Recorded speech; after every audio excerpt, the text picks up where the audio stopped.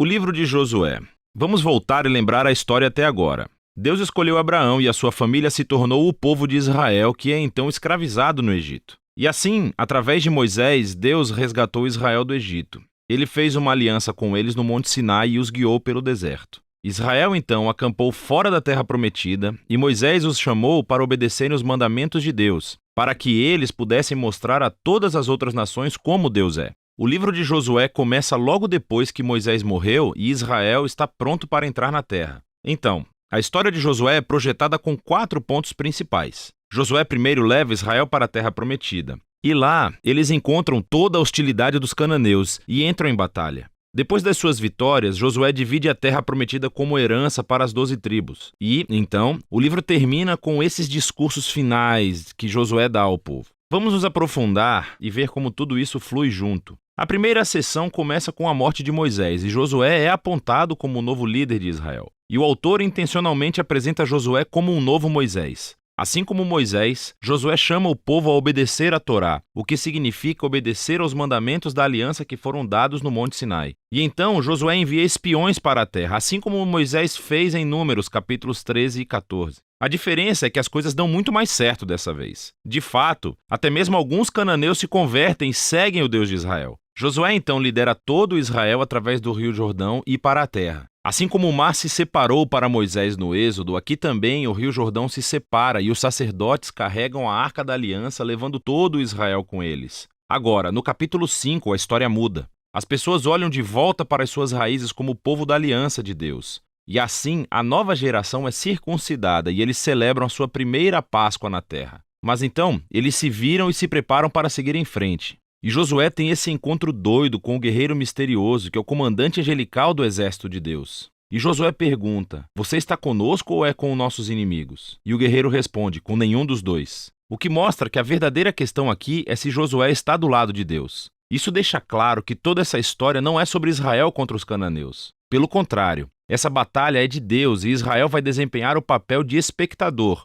ou, algumas vezes, torcedor do plano de Deus, o que nos leva à próxima sessão. Encontramos histórias sobre todos esses conflitos que Israel teve com diferentes grupos cananeus, e a primeira parte reconta a história de 2 batalhas com detalhes. E isso é seguido por uma série de contos que condensam anos de batalhas em alguns breves resumos. Então, as 2 primeiras batalhas são contra Jericó e depois Ai. Eles oferecem esses relatos da fidelidade de Deus em contraste com o fracasso de Israel. Em Jericó, Israel deve adotar uma abordagem completamente passiva. Então, eles deixaram a presença de Deus na arca guiá-los pela cidade através de música durante 6 dias. Porque, como Raabe se voltou para o Deus de Israel, talvez o povo de Jericó fizesse o mesmo, mas não fazem. E assim, no 7º dia, os sacerdotes tocam as trombetas e as paredes caem, levando Israel à vitória. O objetivo da história é mostrar que Deus é quem vai libertar o seu povo. Israel simplesmente precisa confiar e esperar. Agora, a próxima história da batalha em Ai tem o objetivo oposto. Há esse israelita chamado Acã.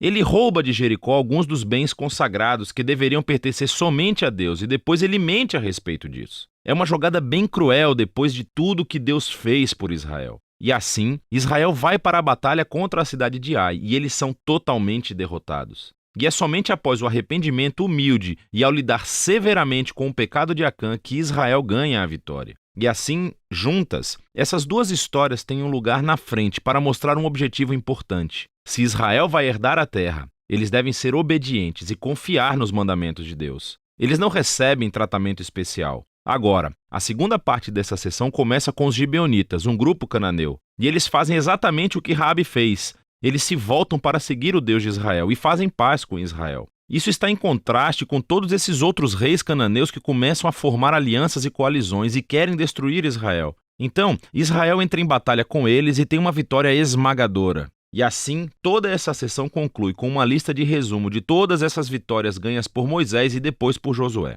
Vamos parar por um segundo, porque há a possibilidade de que essas histórias e a violência nelas irão incomodá-lo. E, se você é um seguidor de Jesus, você é obrigado a se perguntar: Jesus não disse para amar os seus inimigos? Por que Deus está declarando guerra aqui? Então, primeiro, por que os cananeus? As razões principais são dadas anteriormente na história bíblica. É que a cultura dos cananeus se tornou extremamente corrupta moralmente, especialmente quando se trata de sexo. Veja o capítulo 18 de Levítico. E eles também praticavam amplamente sacrifício de crianças. Veja Deuteronômio capítulo 12. E Deus não queria que essas práticas influenciassem Israel. Os cananeus tinham que desaparecer. O que levanta uma segunda questão. Deus realmente comandou a destruição de todos os cananeus como um genocídio? Então, à primeira vista, você olha as frases usadas nessas histórias. Eles os destruíram totalmente, não deixaram nenhum sobrevivente ou tudo o que respira. Mas à segunda vista, você verá que essas frases são claramente hipérboles e não literais. Então, volte ao mandamento original sobre os cananeus em Deuteronômio capítulo 7.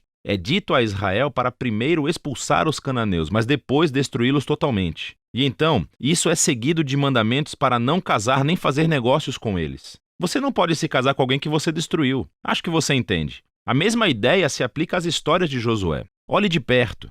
Assim, por exemplo, nos é dito no capítulo 10 de Josué que Israel não deixou sobreviventes nas cidades de Hebrom ou Debir. Mas depois, no capítulo 15, vemos essas cidades e elas ainda são povoadas por cananeus. E então, o que estamos vendo é que Josué se encaixa em outros relatos de batalhas antigas, usando a linguagem hiperbólica, não literal, como parte do estilo narrativo. E assim, a palavra genocídio não se encaixa realmente no que vemos aqui. Especialmente à luz das histórias sobre os cananeus que se voltaram para o Deus de Israel, como Raabe e os gibeonitas. Deus estava aberto para aqueles que se voltassem para ele. A última coisa a pensar é que essas histórias marcam um momento único na história de Israel. Essas batalhas estavam limitadas ao pequeno grupo de pessoas que viviam na terra de Canaã. Com todas as outras nações, Israel foi ordenado por Deus a buscar a paz. Veja o capítulo 20 de Deuteronômio. E assim, o propósito dessas histórias de batalhas nunca foi dizer a você, leitor, para cometer violência em nome de Deus. Pelo contrário, elas mostram Deus trazendo sua justiça sobre o mal humano, em um momento único na história, e como ele livrou Israel da aniquilação pelos cananeus.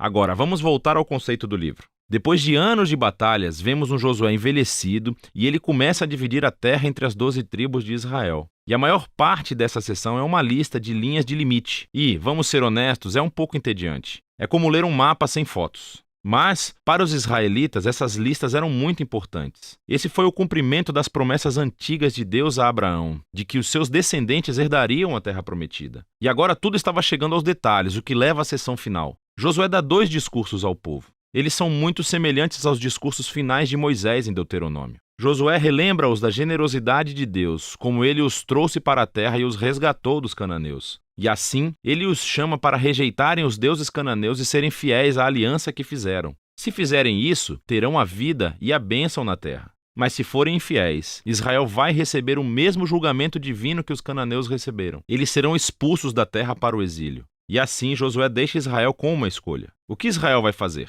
Essa é a grande questão que paira sobre Israel quando termina a história. E esse é o livro de Josué.